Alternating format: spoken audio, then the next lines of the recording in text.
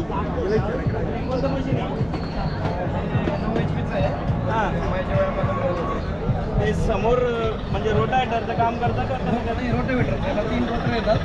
4 फुटाचा, 2.5 फुटाचा, एक माती लावायचा. ओके.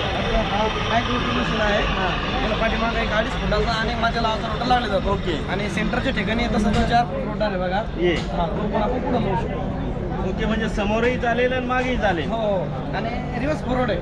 हा रोटर तुमचा सुईचा पण फिरणार आणि पाय चालायचं आहे का पाठीमागे? हो, पाहिजे. मग हे पायावर दगड वगैरे नाही सर, नाही. माझ्याकडे आहे ना ते. तुम्ही सेफ्टीसाठी काय केलं याला?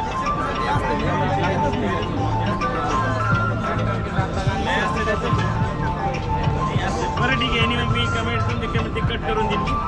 नाही सेम मशीन आहे का? सेम आहे सर. त्याच्यात मेन मुख्य हे आहे. याच्यामध्ये ना सर हा एक हायड्रोलिक वॉकर तयार केला. आपण यांना भारतात पहिले व्यक्ती हा वॉकर सक्सेस करणार. तर याच्यामध्ये याची रुंदी 2 फुटापासून 3.5 फुटापर्यंत केली. ओके. याच्यामध्ये आपल्याला किती खोलपर्यंत लावायचं, किती डीपमध्ये असं सिस्टम आहे. Okay okay okay. आणि ओके त्याला. हां, म्हणजे दाब एवढा आहे की आपण 2 माणसं उभा राहिला असं एवढं पुस्तक. ओके. तुमचं 1-1.5 फुटाच्या गावतापर्यंत पण हा चांगला चालतो आणि अगदी एकदम सरळ चालतो. बरं, मला दुसरं त्याचं मोमेंटेबल कसं राहणार तो समोर असं आपल्याला फिरवायचं आहे तर? फिरवायचं म्हटलं की आपल्याला समजा आता माझी मशीन टर्निंगची नसली तरी पण होतं. पण हा ब्रेक मारला मी एक साईडनं 2 फूट जागा लागते त्याला वाढण्यासाठी.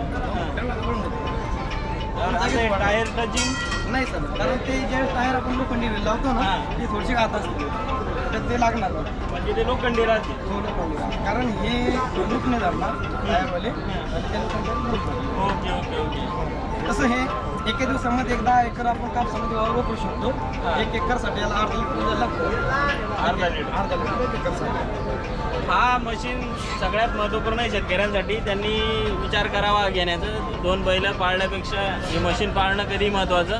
याच्यामध्ये वखर आणि आणखी थोडंसं तुम्ही डोकं लावलं तर आणखी काहीतरी तुम्ही ॲड करू शकता कंपनीसोबत डिस्कस करू. कोळपणी पण होतं, मोगडा पण होतो आणि सर्वात महत्त्वाचं हाड जमिनीमध्ये चालतो आणि याला हायब्रेशन नाही. 0% हायब्रेशनचं आहे. Okay okay. कारण हा सरळ चालतो आणि आपल्यावरती लोड येत नाही ना. पूर्ण सिस्टम याच्यावरती आहे. डिझेल आहे का पेट्रोल आहे? डिझेल आहे. डिझेल आहे का? डिझेल आहे मशीन.